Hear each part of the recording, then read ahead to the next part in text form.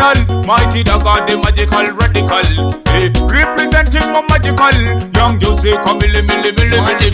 Jamaica wacha, that defta, kina teach me kenyo Jamaica kopa. That wacha, kina dame chini kenyo Jamaica wacha. That defta, kina teach me kenyo Jamaica kopa. That defta, kina dame chini kenyo. Gangsta de kamele mele, deya, eja kaman deya, we are deya for the bed. The heaven they say you're my baby. Every day I call you, my blow, you're my treasure. Baby, got no machina yo, baby, kwakana yo, but it's about to cola, baby, got the machina.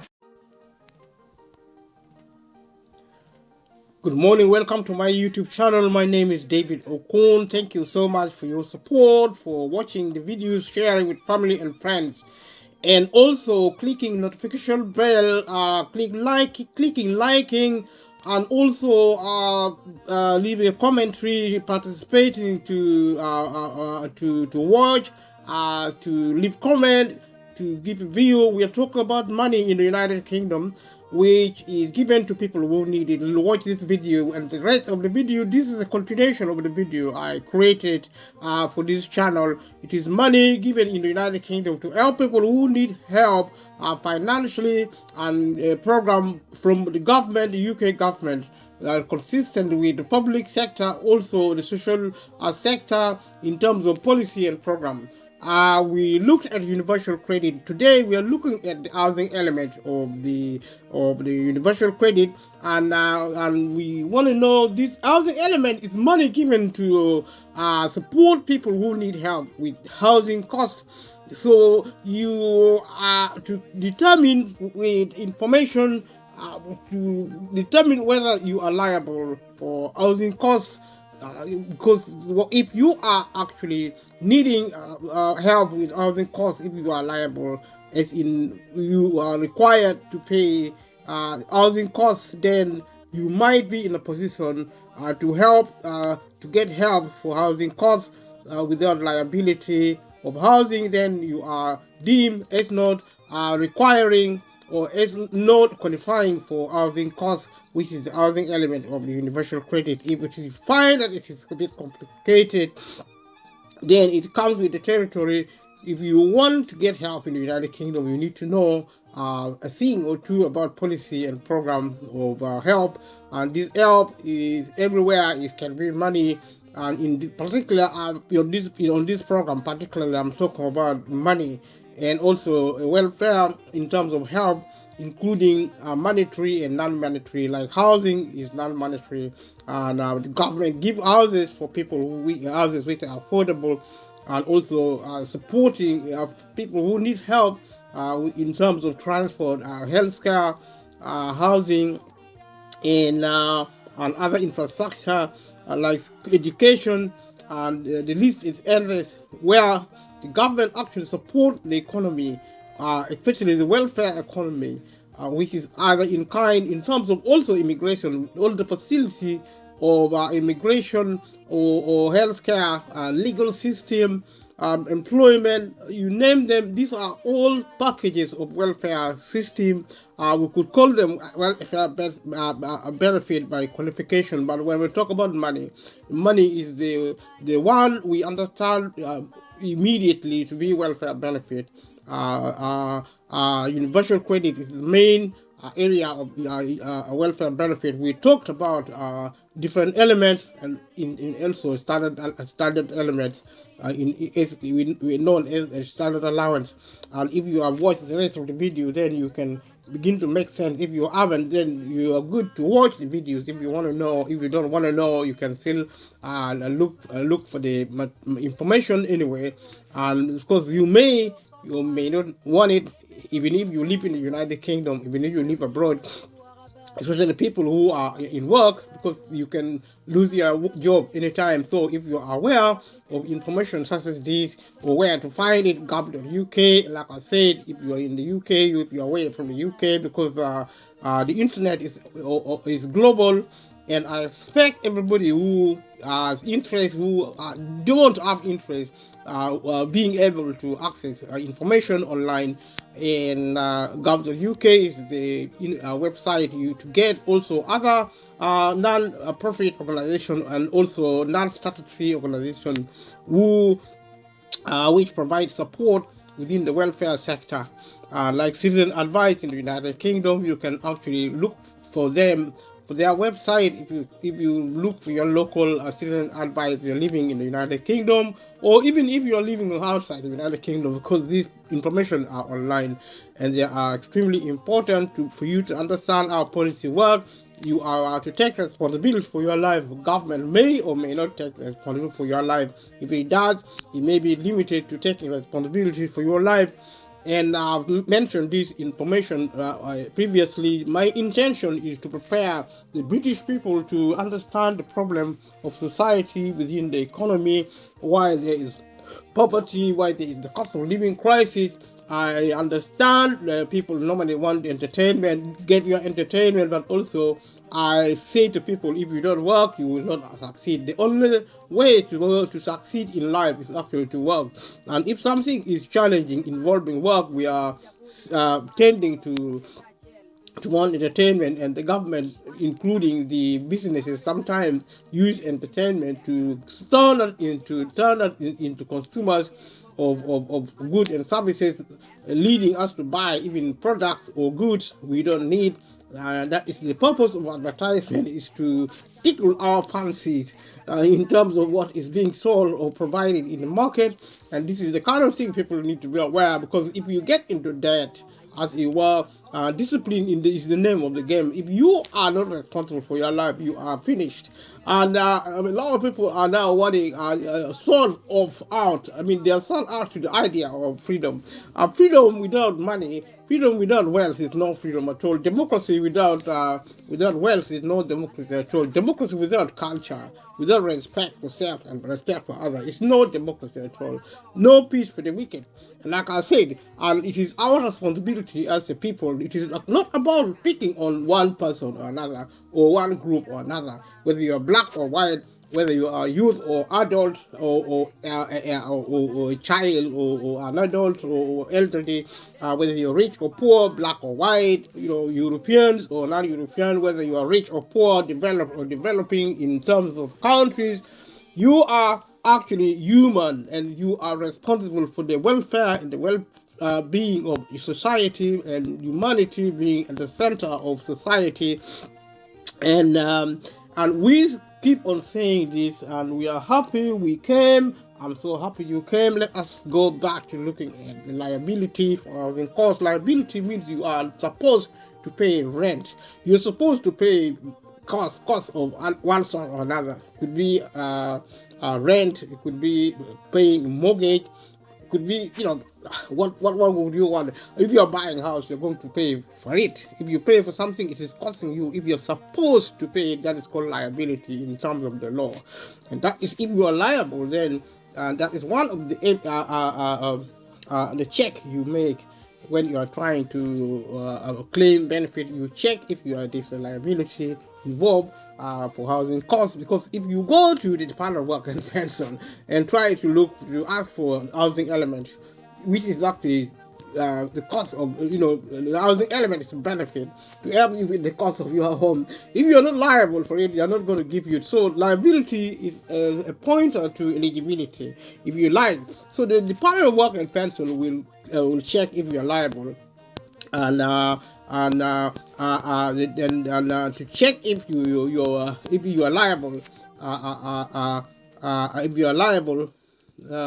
To check if you are liable, the Department of Work and Pension will consider your circumstances, and your circumstances, including your legal agreement to pay housing costs, your relationship with the person you pay. So we talk about housing situation, and if you have a contract.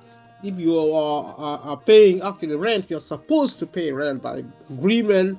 When you talk about relationship, legal relationship, you talk about the law, contract. If there's evidence to that effect, in terms of a tenancy agreement, for example, usually you will need to pay the housing costs yourself or jointly and have a legal agreement like a tenancy agreement. So you look at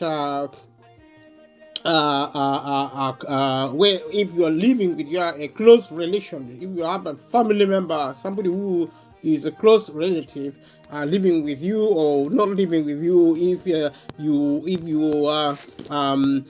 won't count as liable, apparently you won't count as liable as being liable to pay if someone you live with is a child or a qualifying young person. These are some of the criteria if they are checking to see if you qualify for housing support, housing cost support. If you will not be able to get benefit, you will not qualify. If you are and if you won't count as liable if you pay someone you live with. You won't count as liable if you pay someone you live with who is your partner, and so, for example, if you are in a house and you're living with someone who is a child, who is your partner, who is a child or a qualifying young person, you or your partner are responsible for a close relative, or your partner's a close relative or a child or young person, you are responsible for a close relative.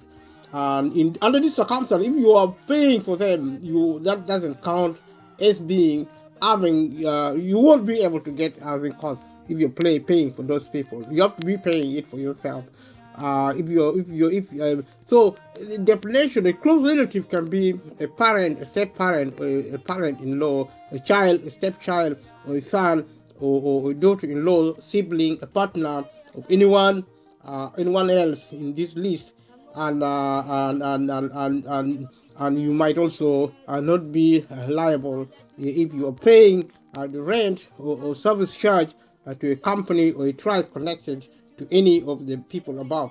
So in other words, these are actually category of people if you pay on their behalf.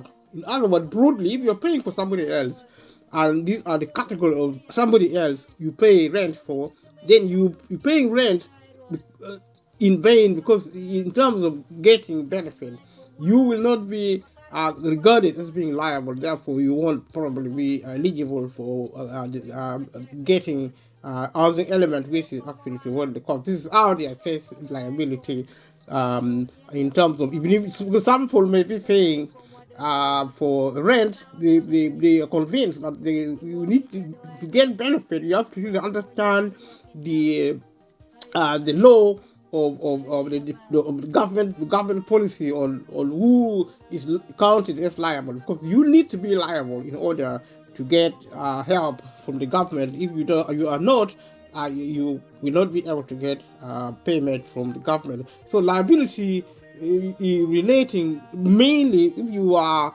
directly or indirectly liable, and the categories are listed before, because sometimes you are paying for somebody else, or you're paying for a child, you're paying for those categories. Then the Department of Work and Pension will check and then see that you are not actually liable. So now let's look at something called contrived and non-commercial agreements. If you contrived to agree, or you are commercially or non-commercially agree, you won't count as being liable. If the Department of Work and Pension decide the rent agreement is either deliberately to get more universal credit, so that's what we call contriving, so to agree, or non-commercial agreement, which is probably outside their remit for consideration. So you would say you won't count as liable. If the Department of Work and Pension decide the rent agreement is either deliberately to get more universal credit, called a contrived agreement. So it's bordering problem on. I mean, say if you actually kind of like agree with somebody to pay rent so that you get more universal credit, and this is how the government thinks, and that is how the people may understand, because sometimes you may or may not be in a position to understand what might be going on, what to expect. Some of these things are there,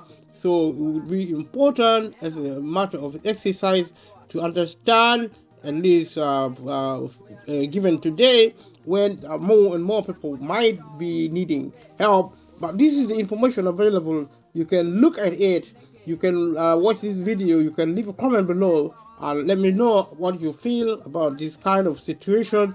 The Department of Work and Pension have to prove the agreement is contrived or non-commercial. For example, if they decide an agreement is non-commercial, they should take into account if the owner needs the rent, and if you yourself needs accommodation, and if any previous agreement you have made between, if you they will look at any previous agreement you have made between each other, and these are some of the process. If you're not sure, you had an agreement, if you're not sure your agreement could be contrived or not commercial, you can get specialist help from the expert advice. And like I said, the expert advice comes from organizations which help as advisory bodies, but a lot of the time they are actually this normally being the case. What happens under these circumstances? What happens really is that what normally happens is that a lot of people do not understand the details involved, because what details is relevant is that the funding and the resourcing for these expert advisors is limited, because everybody who is supposed to help get money from the government. If the government is shutting down the public sector and not funding these services, they may be available on the information platforms, but in practice you might not be very serious, very straightforward to get it, because to get this help, because a lot of these help are actually so difficult to get. And so you find that with the Department of Work and Pension itself, they don't have enough resources to spend a lot of time for people who are claiming benefit, to give them adequate information, or even independent information. But there are a lot of independent information which are supposed to help a lot of people to prepare when they need help, because some of this help, for example, in the United Kingdom, if you lose your job and you are looking for work, and a lot of people, people who are working do not really expect to lose their work. So a lot of people, they do not pay attention to prepare for when they lose their job. But we are coming to into a stage now when, with the cost of living and also with the rise of the machine technology and taking away work, and more people are losing their job. And I know this is depressing, but life is depressing enough. When you speak to people, a lot of people want to commit suicide, to run away from the problem, because we as a people, especially the British people, have been sleeping. We have been, dreaming, hoping. We believe the benefit system will go on forever. We thought employment will always be there. We believe, a well-paid job would always be there. We didn't think technology was going to come. And if you go to the supermarket now, you will see the evidence in the supermarket that almost 90% of the checkouts are now self-service, because of the machine, because of technology, because of automation. The human laborer in the supermarket is disappearing. Sooner or later, you're going to see robots in the supermarket. You're going to see artificial intelligence in the supermarket. there is coming a time when you will not see anybody in the supermarket. You just go there with your gadget. If you don't have a mobile phone, if you don't have any computerized equipment, you may not be able to shop. You have to have that, and it's already happening in America, in other parts of the world, probably also in China. This is the advent of the artificial intelligence, which is supposed to free us. But if you cannot access this thing, you may not be able to survive, because if you contact an organization, you will speak to the machine. If you contact the Department of Work and Pension, which is now introducing artificial intelligence, you may not speak to a human being. And if you try to contact your member of parliament, you may be talking to the machine. There is going to be a disappearance of the government, a disappearance of society as we understand it. You are going to be on your own. Your only best friend is going to be money. If you don't have money, you're going to be excluded. And you may be asked by the machine to go to a particular place. Maybe you go to a concentration camp to stay there. Because if you don't, you're going to die. And if you go there, nobody knows what is going to happen to you, because you're not going to come out again. You may dig underground tunnels, maybe underground concentration camps. People who do not have access to wealth will go down there in prison. You're going to go in prison because of poverty. It is now happening. And if you don't have money, more or less now, you cannot go out. You lock yourself in and get depressed. And that's why the information I've chosen to work with is very depressing. And I'm not seeking popularity. I'm not really. If I was, I wouldn't be doing this. I'm doing this because I feel it. I am actually supposed to do it, because if people listen to it, if the few who listen or the many who listen can prepare to survive, going forward, prepare their children, and their children preparing their children, it is an invitation to change the way we think, to manage our expectation of what the government can do for us, because the government is shutting down, and every professional out there is being trained to inform service users and people who need help, the people of Britain, to manage their expectation of what the government do. Everywhere you go, the information is the same. The government cannot do everything for you. So we need to listen to that, especially those who are now on drugs, those who are now on the street, people who now are thinking there is a shortcut to life. Maybe there are, but you see, people are being murdered on the street. And see no evil, speak no evil, and hear no evil. It's a mantra on the street. In our society, young people are being killed. It is depressing, I know, but you either be depressed while knowing the truth, others are being depressed while being ignorant. That's why I choose to speak about this subject.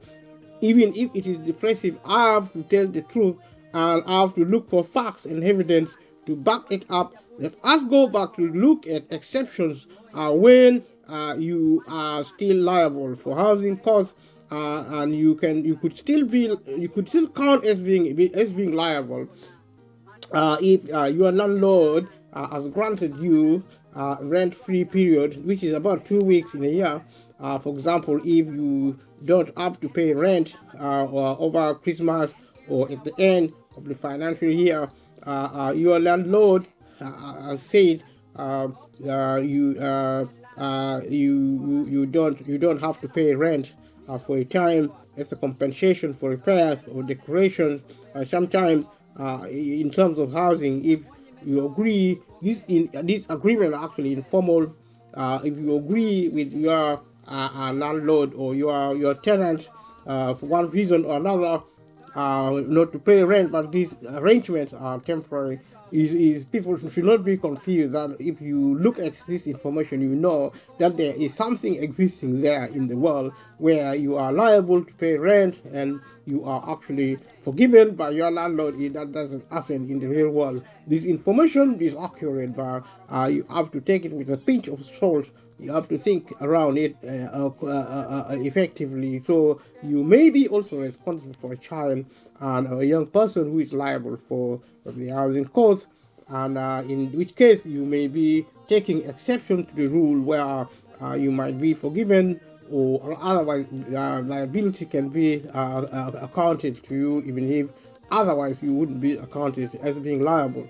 And also, if you live with your partner but you are claiming as a single person, and your partner is liable for housing costs, and also if you are paying housing costs because the person liable for them for you isn't paying, and you will count as liable if all the following apply.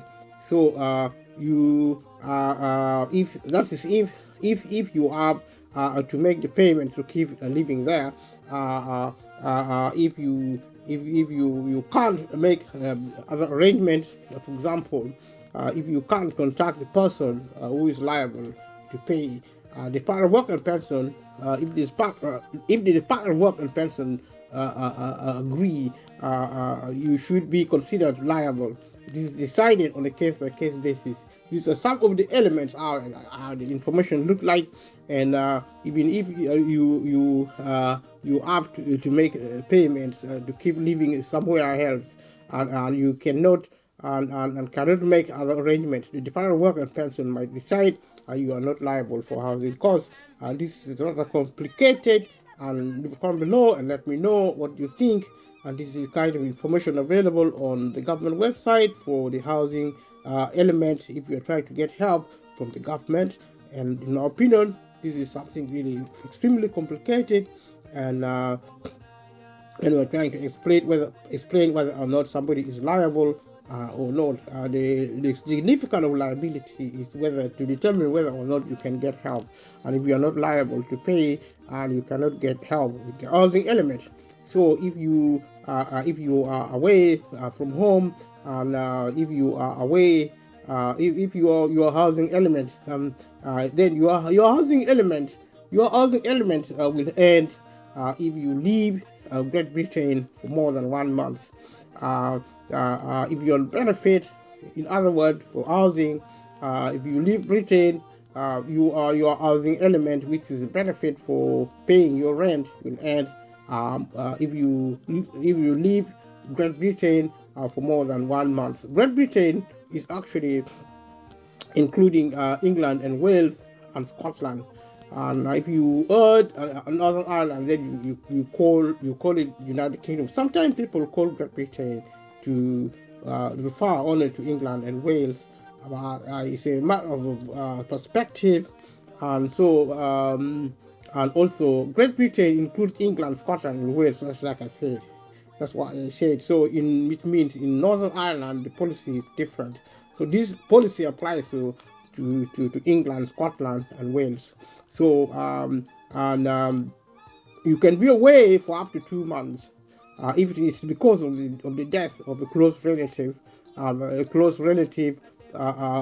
your partner, or a close relative of a child or a young person you are responsible for.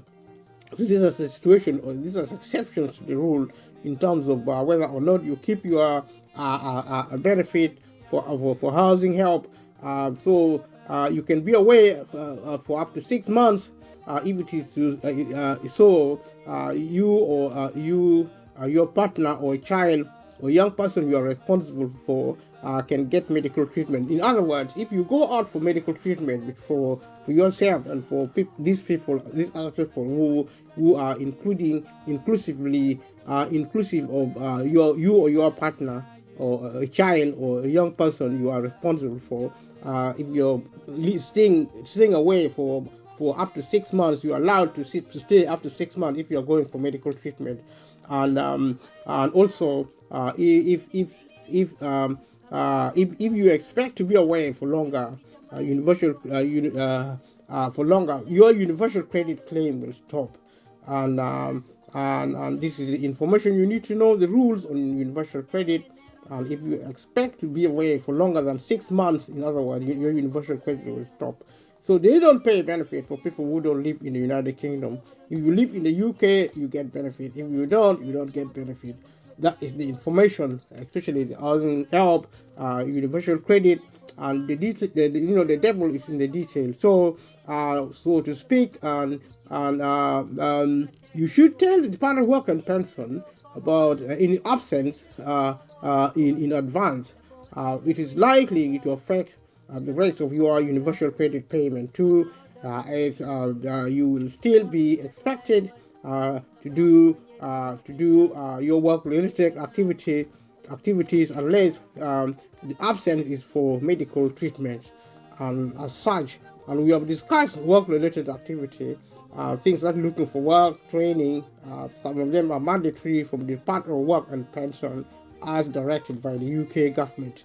So this is a plank of the policy on welfare benefit, and it's extremely important element of UK policy.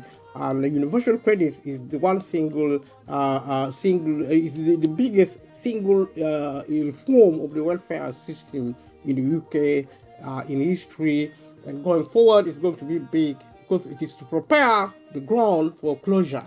A lot of people, when the government today talk about closing of reform, know that they are closing down something, including in the private sector. When they talk of reforming something, they are closing things down. Because you see, the direction of travel economically is closing the economy down.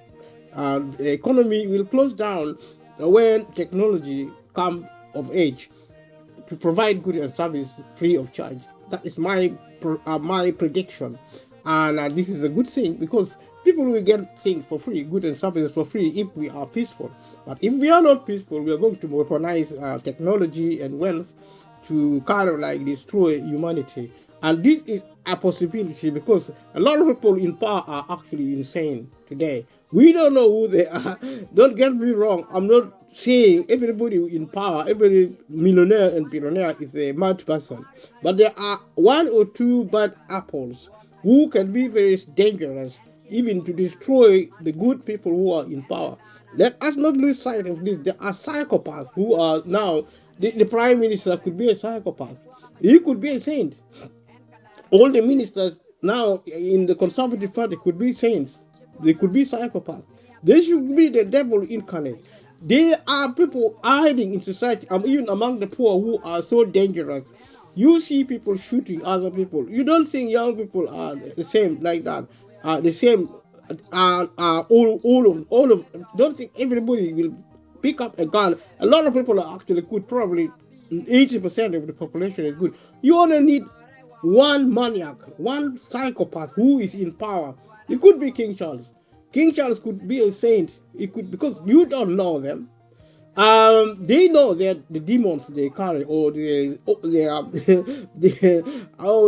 good spirits, whatever you call them, the goodness. You know, King Charles could be a saint. He could be the answer to world peace. But also, he could be a monster. He could be a dangerous psychopath who should be nowhere near state power. We have no way of knowing. We just have to be cautious. We have to judge individuals because of their behavior, what they do.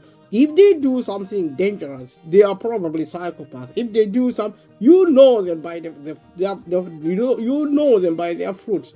If they produce good apples, if they do rotten apples, you know the producer of good apple is a good tree. If you think it is a bad, their product is bad, you know they are not good people. If the Conservative Party is closing down the public sector, and if you understand that without the public sector people will start dying, then you probably know the Conservative Party need a treatment. You need surgery. You need intellectual. You need political. You need emotional or even social surgery. I don't know. There's something in the hospital today called social prescribing. I don't know exactly what it is, but it is a non-clinical help support given to people who need help. So if you talk about surgery, it doesn't mean it has to be clinical. It could be a financial surgery. I mean, if you're a multi-billionaire and in the UK, and you don't appear to care whether people are on the street or not, when was the last time you saw on television the multi-billionaires and multi-billionaires in the United Kingdom, talking about people on the street, planning something resembling are gathering their wealth, gathering their wealth to start building houses in the United Kingdom for poor people. They are not doing that. Either because they don't know they should do that, either because they don't know people are so poor. There are so many poor people on the street. There are people on drugs, people who are actually mentally ill. They are walking on the street begging, and increasingly they are becoming a security risk because you don't know them. They may be carrying guns, they may be carrying knives, and they are allowed to walk on the street. The police cannot do anything about it because the police do not have any resources to police the street anymore. The police are doing what they are there to do. I don't know the minds of the police officers. It doesn't matter the quality of the context or the content of their brains. These people are lacking resources, and the government is planning to close them down to be replaced by robots, artificial intelligence, CCTV. The system is being modernized, which is a good thing. We don't need humans to be working on our society, including the military. They can go home and retire.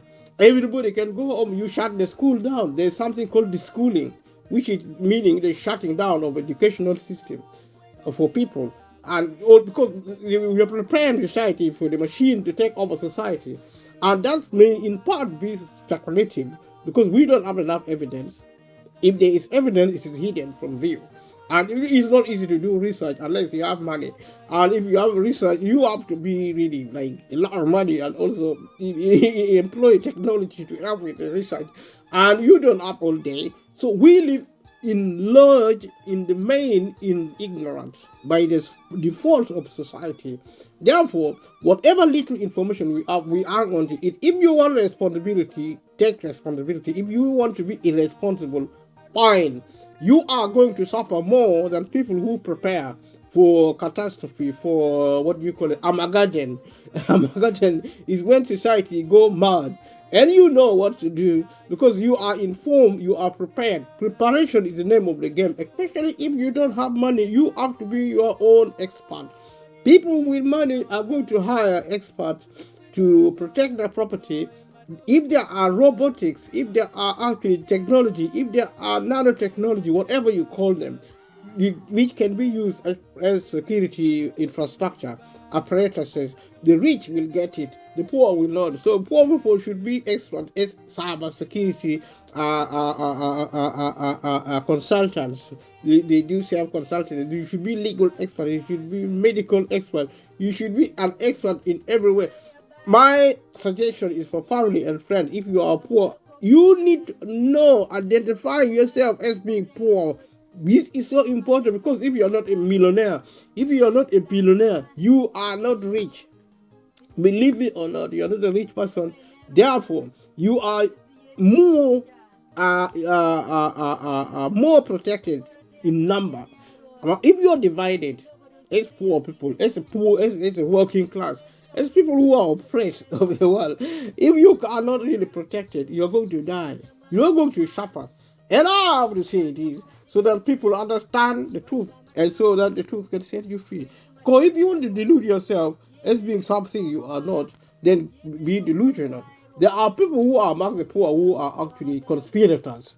They are there to conspire with the workers of iniquities to try and destroy humanity. You may say, this guy is actually obsessed. Maybe I am, maybe I am not. What if I'm telling the truth? Because we are responsible for our life. We don't know where we came from. Well, we don't know what we're doing. We don't know where we're going. We may or may not know our history, our present, or our future, but we are here. Therefore, the instinct of a creature, a human creature or an animal, is to survive. And I do this program actually instigating individuals to be survivors. That is what the UK government, etc., has to say. We are giving back your country. Don't you want to be free? Yes, we want to be free, of course. But also, if you're giving us our country back, give us our country back in a proper and orderly way. And if the definition of giving our country back is actually selling it to the super rich so that the rich get richer and the poor get poorer, then you are actually not telling the truth. You talk to us again. Actually, the 90% of the population who are not multimillionaires and multi-billionaires who may not even have any platform to stand to the government saying, we are giving you your money, your country back. Yes, give us our country back, including our government also, so that we are free, and shut down the legal system so that it doesn't oppress us. And but if you do that now, we may die because we are so lost. We have been depending on the government for decades. If you want to free us in an orderly fashion, be responsible as a current government. We want to be free, of course, of the government. We don't want the state to oppress us. We don't want the super rich to oppress us, to tell us what to do. We want to work for other people. We want to be free, work for ourselves, and that is the meaning of freedom. That is the meaning of democracy. If you have ears, listen. If you are deaf, go to the hospital and get hearing aid. If you are blind, get some glasses and see clearly. If you cannot speak, if you're dumb, go to the hospital and get speech therapy and speak truth to power. We are supposed to be free. We advocate democracy. We are born free, and we are going to be proclaiming our freedom, and that is why information is there to set you free. If children think they're going to be free by being ignorant or by playing computer games or going to the park to just loiter, to go to carry knives onto the street and go and steal and loot, and that is going to make them free, then they are wrong, they are deluded. Young people should start behaving maturely, responsibly, and set yourself free. Get the right information. Go to school, or you don't even have to go to school unless you are required to go to school. I think if you're 16 years, you can do it. If you're 16 years old, you can now do what you like. You're not forced anymore to go to school than when you are 15 or below. If I am correct about education, where in Britain, for example, or perhaps elsewhere, if you're a child below 16, you are supposed to go to school. If not, your parent might even go to prison. If I get that information correctly, leave a comment below. And if your children might be suffering because you are a parent is not taking your child to school, be careful what you do in a country are reading by the law.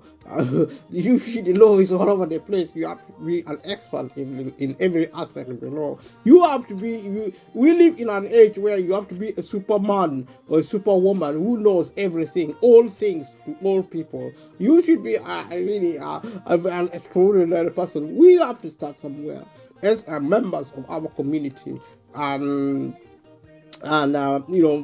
begin to do things in a more orderly way, and we may strive to be the best, but let us do our best. And so, if you live in 2 homes, and there are people who live in 2 homes, I don't know how they succeed to do that, but if you're living actually in 2 homes and connecting that to the cost of rent, in other words, are you allowed to live in 2 property and still claim benefit, housing benefit, or the housing element to pay for it? And so if you're in a situation where you live in 2 homes and you're on benefit, the panel work on pencil will decide which one of your which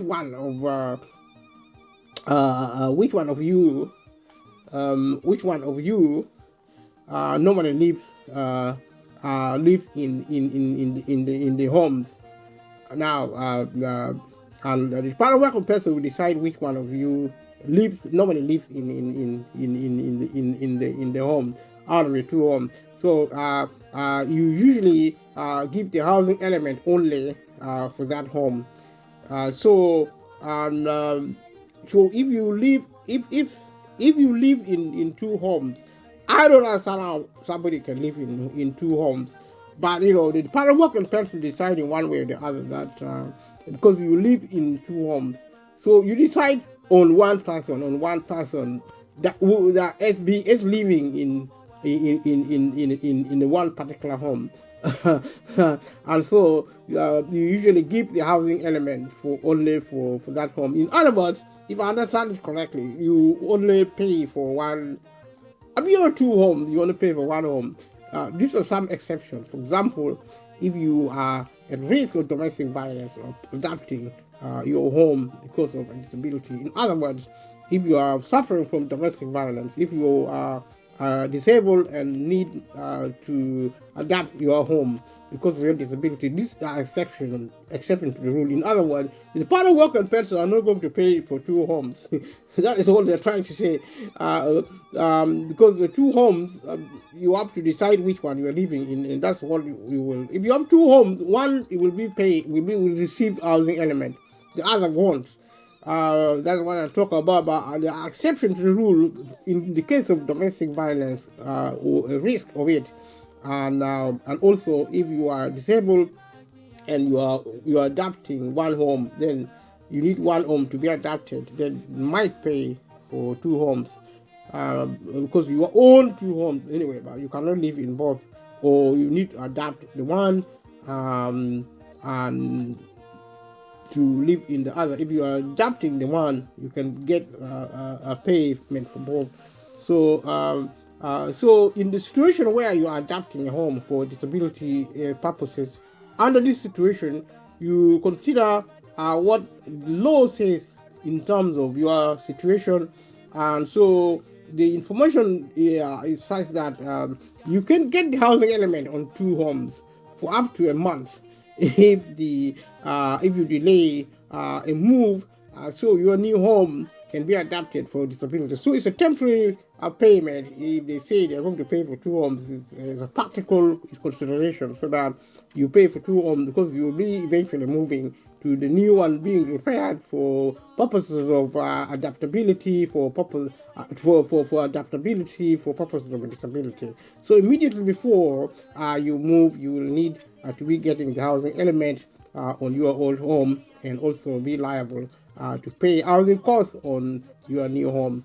So if you're living in the old home, you should be getting benefit at that time, and also if you're moving, you should be liable for paying rent, so that you get payment for both. For the new home, you're in a situation of liability because you're moving there. You're waiting in the old home where you are now getting a benefit for, and so you get two benefit in that way.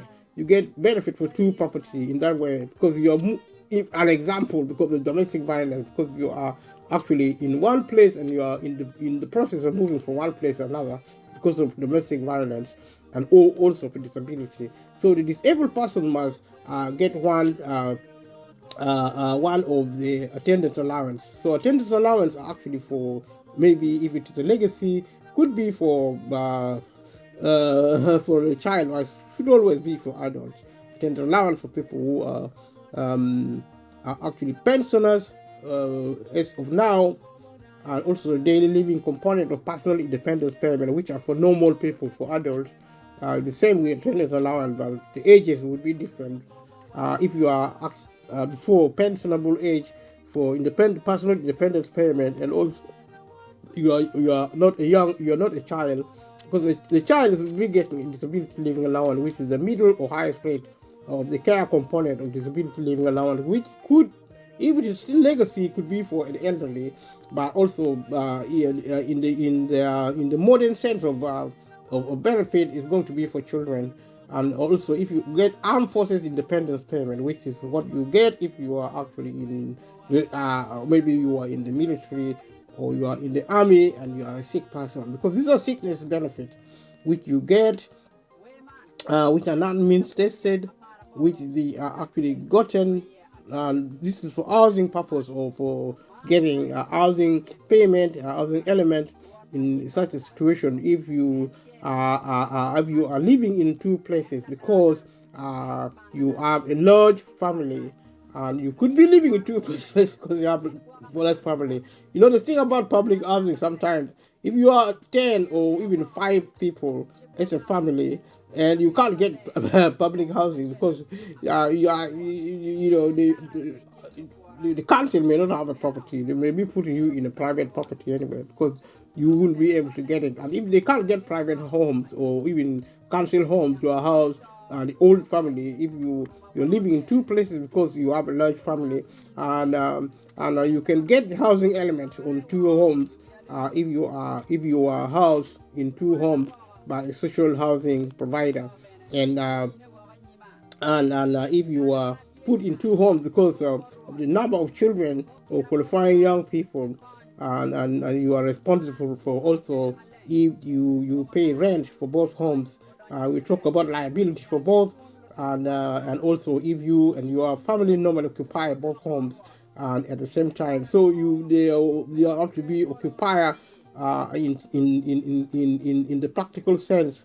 You need to be occupying both homes, which is really bizarre, because I would have thought the council should take the burden to to build houses, enough houses to accommodate family in one home. But it's not happening now, and so you can get you can get payment. You can get payments on two homes for up to 12 months if you live somewhere temporarily because of psychological or verbal abuse or fear of domestic violence. So after 12 months, God knows what is going to happen. Maybe you will be allowed to live in some place or another, and some of this information have to be linked with additional information. So if you're living somewhere temporarily, this living somewhere temporary can include any type of accommodation which you plan to live in for less than 12 months. You will need to be liable for to pay for both your usual home and the temporary accommodation. So the temporary accommodation may be a temporary arrangement because of a crisis or something like that, and maybe you'll be coming back to your normal home, or maybe you're waiting to be moved from another place, but you need to keep your both home one way or the other. And in this situation, with the details are lacking, if you need to be, it needs to be unreasonable for them to go back to their usual home because of a fear of violence in the home or by a former partner. So the rent the benefit will still be paid in the former home, even if they are not there, because they are liable to pay the rent there. And this can be violence against against someone like you, or a child or a young person you are responsible for. This may be actually a common situation in a family situation, in a family setting. And if you must also be planning to return to your usual home once it is safe. This needs to be within 12 months. So it's a temporary measure where you can get rent paid in both homes. And this is a piece of information relating to benefits. So you learn from one thing or another. So nothing is inspired, because government policy is very rich in terms of resources. So I invite people to develop the habit of learning, and it's something called empowerment. If you go to get advice, you're more likely going to be given links to go to. This doesn't only relate to, because when I talk about benefit, I have other things on my mind. I have housing also. Housing is the main area of welfare, which actually impact on nearly over 90% of the British people, because there are issues of disrepair, issue of rent arrears, and eviction, homelessness. Especially now with the cost of living crisis, you are more likely than not to be evicted from a home. If you are evicted, then you are going to suffer the impact in many ways, especially if you are trying to get rehoused by the council. They will most likely not rehouse you in public housing because they don't have it. They want to close it down in the first place because they don't have the money. I mean, the political agenda is to shut down the public sector. I've been saying this again and again because I know people may not really understand the logic that the government is shutting down the public sector. It is supposed to shut down the public sector. It's a global agenda. It's a global plan to shut down the public sector so that we concentrate on the private sector. The public sector is bad. The private sector is good. That is the political ideology, the thinking of politicians, the thinking of people who are in power. They do not like, because capitalism is about private individuals, it's about rich people, it's about people who are in power. But some kind capitalists decided to create the public sector to help people who are. It is a very human thing to manage. You see, if you talk about public sector, you talk about kindness by the ruling class. who, because they are kind, probably directly or indirectly. Indirectly, because you need people to service the economy. If the people are not, if the people die, because without public sector, the British people are going to die. There is no way they can survive without the public sector. This is something you need to know. The quickest way to kill the British people, to kill the people of the world, to shut down the public sector and promote capitalism 100%. Because capitalism always think about money and wealth for the few who have power. In the United Kingdom, capitalism only think about King Charles and the royal family. Capitalism only think about the people in the House of Commons and the House of Lords, the people in government, the people at the top in the church, the people at the top in the private sector, like big bosses in the Bank of England or in banks, private banking, or in any of the, like, you know, like in America, you think about Jeff Bezos, you think about Elon Musk, you think about all these people, Bill Gates and Melinda Gates. These are, Mark Zuckerberg. All these are the people who matter in a capitalistic world. That is why it doesn't care about people in the first place. It only care about wealth and power. This is the truth as understanding. Leave a comment below if you think I'm not saying something right. Capitalism doesn't think about people. I'm not talking about socialism because I don't think anything like that exists. I don't think socialism exists. Yeah, I think it's a total nonsense of society, because the only thing I know about capitalism is that it focuses on wealth and power. And if there is any system called socialism, it does the same thing, exactly the same thing like capitalism. So there's no difference between capitalism and socialism. The only different thing is a policy injection into a system which is rooted in the past, in history, a system of capitalism, of creating wealth, protecting wealth, using the military. Now we are using soft power, like the legal system. The legal system is replacing the military system. In the past, we used to use the military system to protect people who own wealth and their wealth. And that is the meaning of society. That is the meaning of government. The central purpose of the government is to protect the people in power and their wealth. It is to protect them against the people who are out of power. These are actually kept in concentration camps as slaves. They are now branded as citizens. It was like that from the beginning. And we now have democracy. Democracy, in my opinion, is fake. And it's a cover up of what is a rotten system of rule, power, and extreme violence. It is not accidental. This is something which started in the past, in history, and it's not going to stop unless it stops. Every edifice created to go up will always come down. So when capitalism become of age, we will have nowhere to run. The prognosis of society is bleak. If we are to rely on development only, and that's why I've been insisting on breaking loose from extremity, focusing too much on wealth, on development, on power, without thinking about people. You see, the humanity has become totally irrelevant. If you begin to talk of humanity, people don't even know what you're talking about. They think you are a total idiot because people watch television, they watch news, they read novels, they go to the park, they go to the restaurant.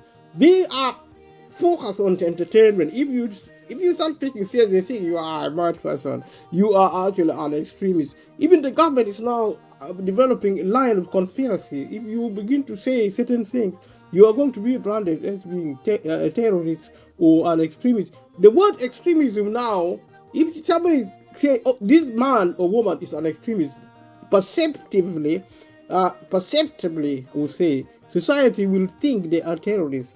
And this is probably deliberate or a recklessness on the part of the government, trying to confuse the British people, trying to confuse the people of the world. Every government appears to be confusing people, their respective citizens, so that the idea of terrorism is supposed to produce fear. I'm not saying there's no terrorism, but terrorism has always been there from decade for decade now. Every little thing, okay, there is a lot of terrorism now, we are going to get finished. So we live in fear. And fear has torment. Fear actually weakens our legs. It confuses us, it makes us desperate. We are supposed to live in power other than in fear. So we need to start believing in humanity as being the answer to our problem. We think, so we are. And this is the hope. We must start thinking again. We must start thinking peace and really access power. Because information is power. The right information is superpower. Therefore, in my undertaking, let us rely on our mind. Let us think. Let us think peace. Let us think humanity. Let us think respect. Let us think valuing humanity. This is the resources. This is the centerpiece. This is the epicenter of our survivability. This is the medicine for our society. Society which is now on the decline, which is actually on the brink, because we are focused on power. We are focused on glory. We are focused on politics. We are focused on militarism. We are focused on capitalism.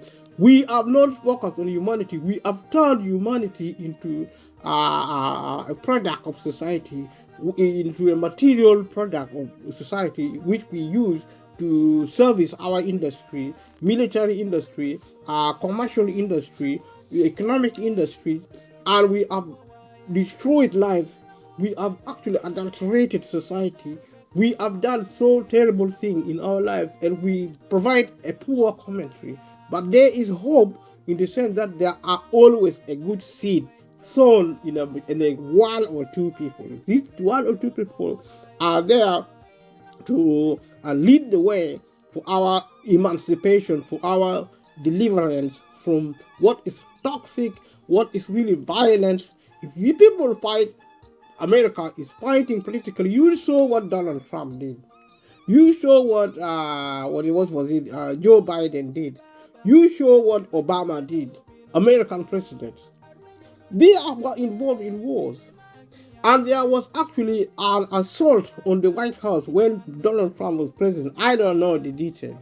I don't know if there was a military coup in America or an attempt of a military coup, because the army took over the central power infrastructure of America. If I am correct, decisions were made which bypassed the president. If that was a military coup, then leave a comment below. If it wasn't, then leave a comment below. Was there under Donald Trump a military coup by the army, by the military, to transition power from Donald Trump to Joe Biden? Leave a comment below if you think there was a military coup. I think there was.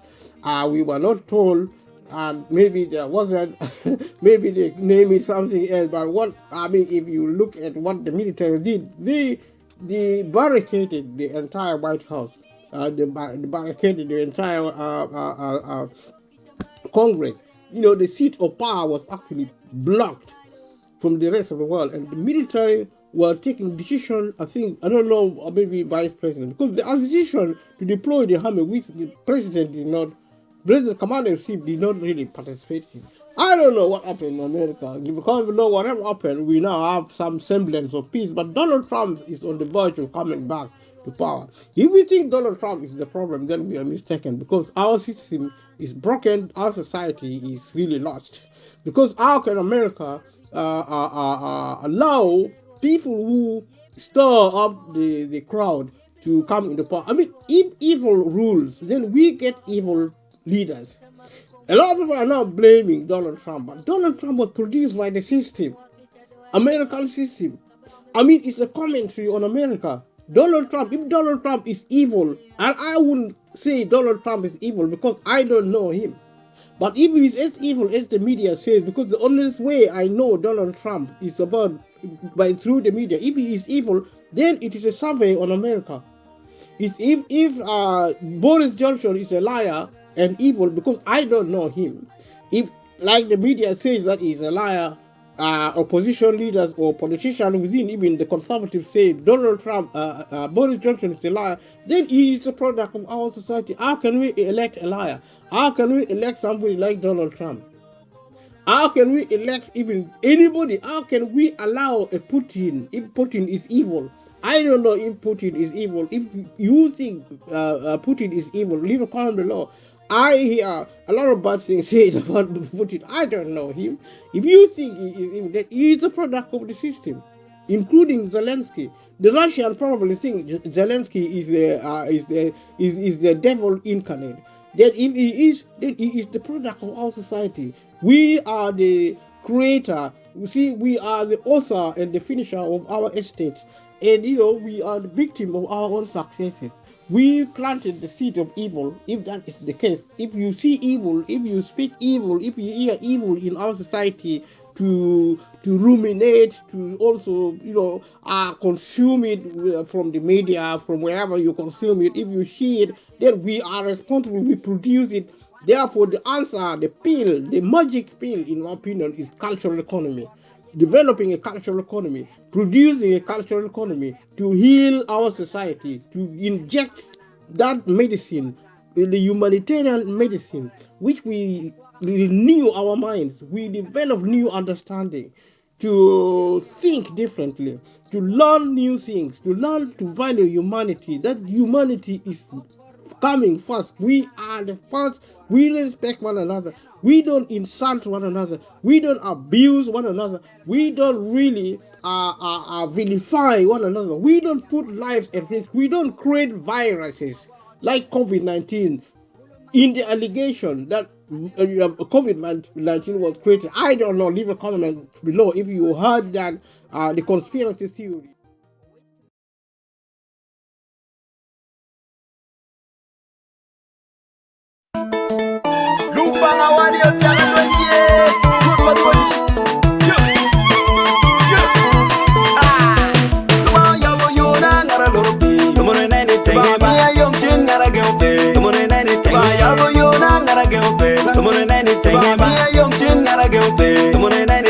Yabo yora ngara lorope ya